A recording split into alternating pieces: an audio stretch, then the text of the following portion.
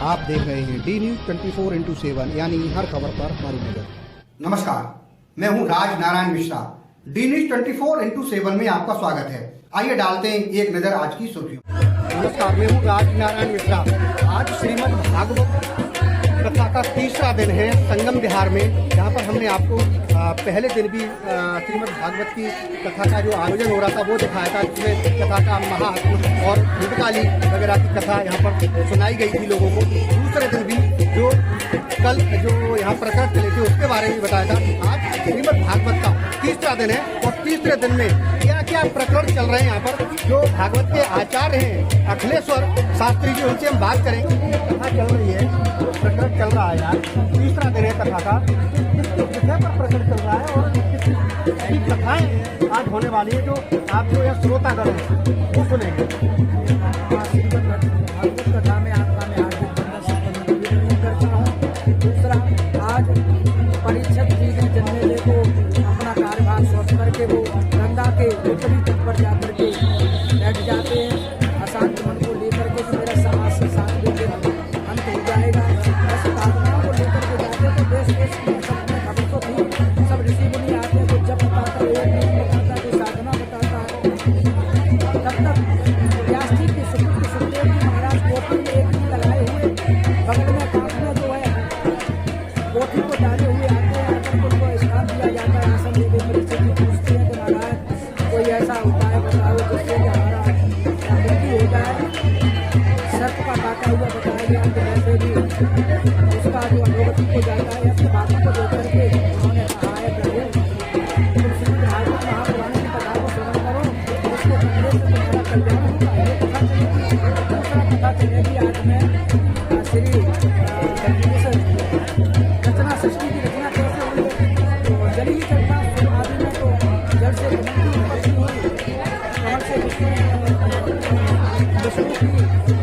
उत्पत्ति, विष्णु की नाभि से कमल उत्पन्न हुआ, कमल से ब्रह्मा जी की उत्पत्ति हुई, ब्रह्मा जी से इस संसार में अनुसंरूपा को ज्ञान दिया गया।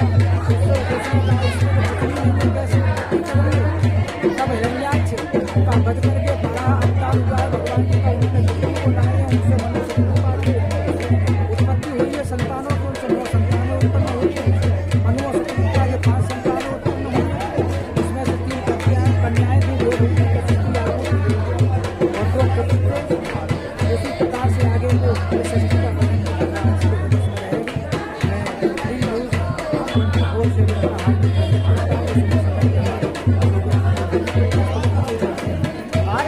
संत लोग आए हुए हैं, वो कौन कौन से संत और कहाँ से पधारे हैं। आज पृथ्वी दिवस की कथा में हमारे बीच में साउथ दिल्ली से मदन स्वामी नारायण दास जी महाराज पधारे हैं। दूसरे बुराड़ी से महामंडलेश्वर स्वामी प्रीतम दास महाराज जी पधारे हैं। तीसरे नारायण दास जी वृंदावन धाम से पधारे हैं। उनका श्रीमद् भागवत कथा में पदार्पण हुआ। संत हृदय नवनीत समाना, संतों का हृदय तो मक्खन के समान होता है। और संत आते हैं तो हमारे संस्कारों के लिए, हमारे ज्ञानवर्धक बातें बताने के लिए और इस संसार के समस्त मनुष्यों को अच्छी नई दिशा देने के लिए, सत्संग देने के लिए पधारे हैं। हमारे वंदन सदवंदन सभी संतों। इस समय हम खड़े हैं संगम विहार में। यहाँ पर श्रीमद् भागवत कथा का आयोजन चल रहा है। आप देख सकते हैं हमारे साथ स्वामी जी भी आए हुए हैं, पधारे, उनसे भी बात करने की कोशिश करेंगे। सच्चिदानंद रूपाय विश्वोत्पत्त्यादि हेतवे तापत्रय विनाशाय श्री कृष्णाय वयम नमः। हमारे साथ महाराज जी मौजूद हैं, उनसे हम बात करेंगे। आज कथा का तीसरा दिन है। तीसरे दिन में क्या क्या प्रकरण चल रहा है और महाराज जी जो भक्त लोग हैं उनके लिए क्या कहना चाहेंगे। जी महाराज। सबसे पहले तो मैं इस आपकी चैनल के माध्यम से सभी के लिए हृदय से मेरी जय जय श्री राधे और जय श्री राम। और सभी आज जो कथा का तीसरा दिन है और कथा के तीसरे दिन का जो प्रकरण है वो इस प्रकार से है कि सर्वप्रथम तो सती शिरोमणि अनुसुईया जी की कथा है, सती जी की भी कथा है और ध्रुव चरित्र है। इसके पश्चात प्रियाव्रत की कथा आएगी, जड़व्रत की कथा आएगी, अजामेल की कथा आएगी और सभी प्रसंगों को स्पर्श करते हुए हम आज भक्त प्रहलाद की कथा में प्रवेश करेंगे।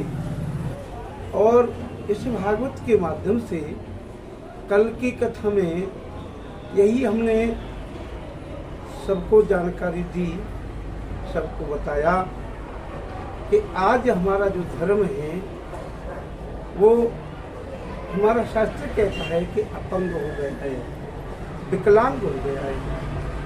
ये तो शास्त्र भी बताता है, भागवत बताता है कि 3 पैर से खड़ा है, फिर 1 पैर से खड़ा है, 3 पैर तो उसके टूट गए हैं। अब जो 3 पैर जिसके टूटे हैं, 1 पैर से खड़ा है तो वो तो अपंग ही माना जाएगा, वो तो विकलांग ही माना जाएगा। ऐसे विकलांग धर्म को, विकलांग को तो आगे बढ़ाया जाता है, आगे किसी के सहारे की जरूरत होती है। तो मेरा दानदाताओं से निवेदन है कि हमारे जो धर्म है इसे दानदाता आगे बढ़ाएं, जागृत करें, क्योंकि धर्म से हमें बहुत लाभ मिलते हैं। एक तो धर्म से ये लाभ मिलता है कि जो धर्म की जो जागृति होती है तो सबसे पहले अधर्म का विनाश होता है, और अधर्म का जब विनाश हो जाता है सभी भक्तों की और सबके सद्विचार बन जाते हैं। और अगर सद्विचार माता पिताओं के सद्विचार बनेंगे तो बालक संस्कारी बनेंगे, और जब बालक संस्कारी होंगे तो माता पिताओं को किसी वृद्धाश्रम में जाने की जरूरत नहीं पड़ेगी। इसलिए सर्वप्रथम तो बालकों को संस्कारी बनाने के लिए माता पिताओं को एक धर्म को आगे बढ़ाने के लिए धर्मदाता बनना चाहिए। दूसरी बात, आज के जो युवा पीढ़ी है उससे मेरी निवेदन है कि कम से कम इतने संस्कारी तो बने कि जिन माँ बाप ने हमें जन्म दिया है ऐसे माँ बाप की सेवा तुम नहीं करोगे तो जाकर के दर दर की ठोकर खाएंगे। तो तुम फिर माँ बाप जब दुखी होंगे तो तुम कैसे सुखी हो जाओगे, कैसे तुम चैन की जिंदगी जी सकती हो। तो सबसे पहले इतना संस्कार तो मेरे दीवान बहन भाई इतना संस्कारी तो बन जाए कि अपने बुजुर्गों की सेवा करें। जो सीता जी बैठी है अशोक वाटिका में, तो सीता जी ने राम के प्रति संकेत करते हुए कहा है कि दीन दयाल वृद्ध सम्मारी हरौ नाथ संकट हरी। बिल्कुल सरल चौपाई है, पर इस सरल चौपाई में ये कहा है कि राम क्या है, तो वृद्ध सम्मारी, वृद्ध का जो बुजुर्गों की सेवा करने वाले हैं। वृद्ध शब्द, हाँ वृद्ध है, वृद्ध है तो मतलब जो इसका अर्थ तो यही होता है कि जैसे वृद्धों का बुजुर्गों की सेवा करने वाला, ठीक है ना। तो जो कथाएं तो यही तो बताती हैं कि श्री राम मर्यादा पुरुषोत्तम है, तो उनकी मर्यादाओं पे आज की युवा पीढ़ी चले तो उनको किसी भी तरह की कोई भी समस्या सामने नहीं आएगी। भागवत, यहाँ श्रीमद् भागवत सप्ताह ज्ञान यज्ञ हो रहा, इसका एक निचोड़ बता दीजिए, इसको सुनने से लोगों का कितना कल्याण होता है, तो निचोड़ बता दीजिए। जो श्रीमद् भागवत ज्ञान यज्ञ जो चल रहा है इसका निचोड़ ये है, इसके सुनने से जो जैसी भावना लेकर के आता है उसकी वैसी भावना पूरी होती है। कोई कल्याण की भावना लेके आता है तो उसका कल्याण होता है, कोई अपनी मनोकामना की भावना लेकर के आता है तो उसकी मनोकामना पूर्ण होती है। और जैसी भावना बना करके आते हैं वैसी ही भावना इस भागवत से उसकी पूर्ण होती है। इसका यही निचोड़ है। आज की भागदौड़ भरी जिंदगी में लोग अध्यात्म विषय को भूलते जा रहे हैं। लोगों को अवेयरनेस करने की जरूरत है। इन कथाओं के मार्फत, कथाओं की वजह से लोगों में जागरूकता पैदा होती है और होनी भी चाहिए। हमें धर्म को आगे बढ़ाने के लिए इन चीज़ों की बहुत ज़रूरत है। जो युवा पीढ़ी आजकल इसमें कम इंटरेस्ट लेती है, तो श्रीमद् भागवत की कथा भक्तों के लिए कितनी जरूरी है, और जो लोग मार्ग से हटते जा रहे हैं उनके लिए आप क्या संदेश देना चाहेंगे? भागवत की कथा जो है वह लोगों को धर्म से जोड़ने के लिए है, धर्म से जोड़ने के लिए है। अब आप कहेंगे धर्म क्या है, धर्म क्यों कर रहे हैं? तो धर्म से सीधा अर्थ है साधना, और साधना से अर्थ है संस्कार। इसीलिए हम बाबा जी लोग धर्म करते हैं। लोग कहेंगे भाई धर्म क्यों कर रहे हो, सांप्रदायिक हो गए हो, लोग जिसे जो करना है अपने कर रहे हैं, तुम्हें धर्म करने की क्या जरूरत है? तो धर्म जो है वह संस्कार से है। अगर धर्म की स्थापना न हो तो आदमी को व्यभिचारी होते देर नहीं लगती। आदमी का रोम रोम हमेशा सतत पापों से घिरा रहता है। जैसे पहाड़ से उतरने के लिए कोई श्रम की आवश्यकता नहीं है, आप उतरते चले जाएंगे, पर पहाड़ पर चढ़ने के लिए दम टूट जाता है। उसी तरह धर्म की बात जब हम करते हैं तो धर्म का साधना से है, और साधना के बाद संस्कार भी बहुत जरूरी है। और संस्कार ही तो मानवता देता है, संस्कार ही तो इंसानियत है। आप देखें तो हमारा जो विपरीत धर्म है उनमें कहाँ संस्कार और इंसानियत है?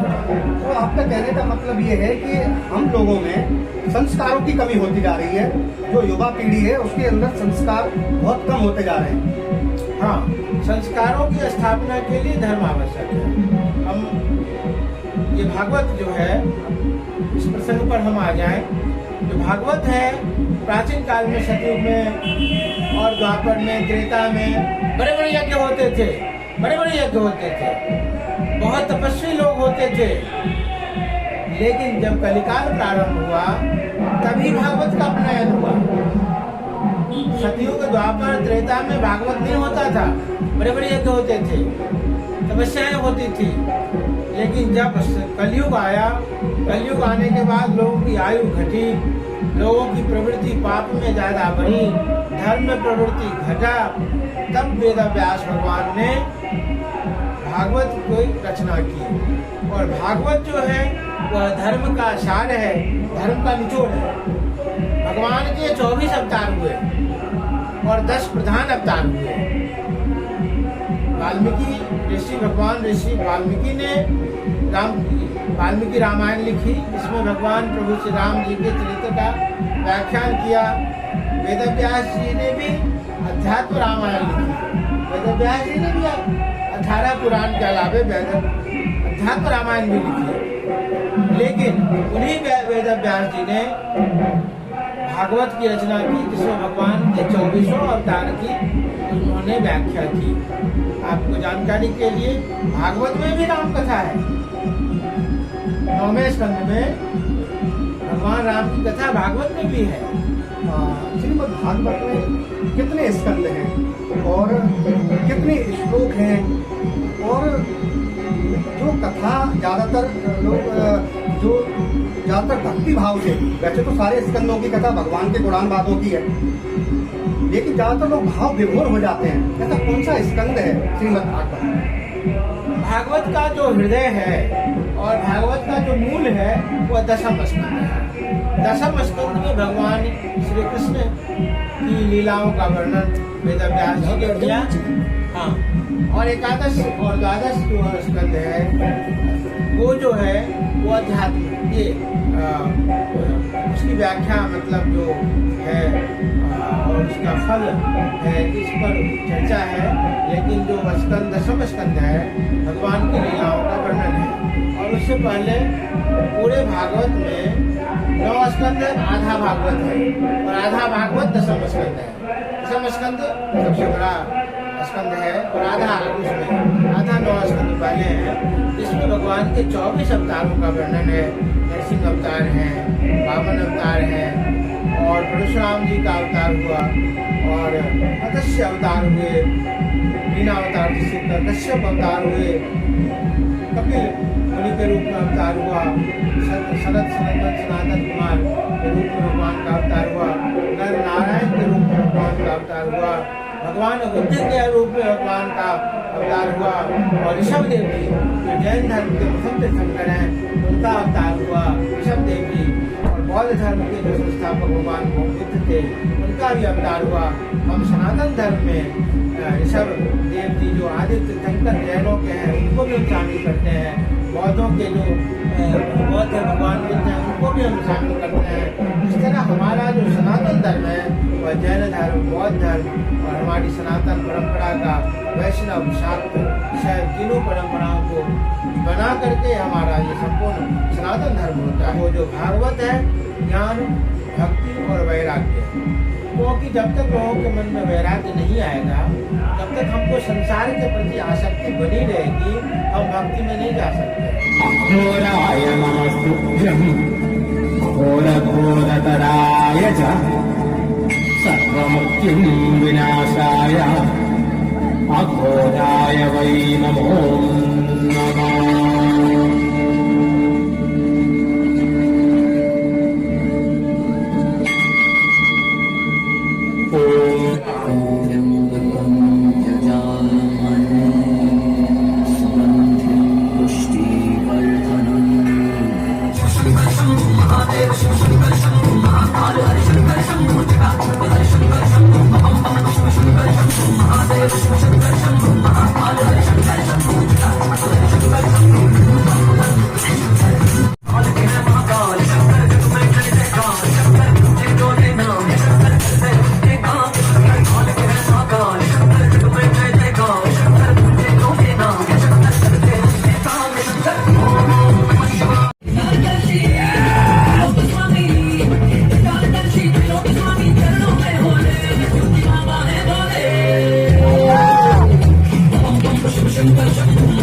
Shiva Shankar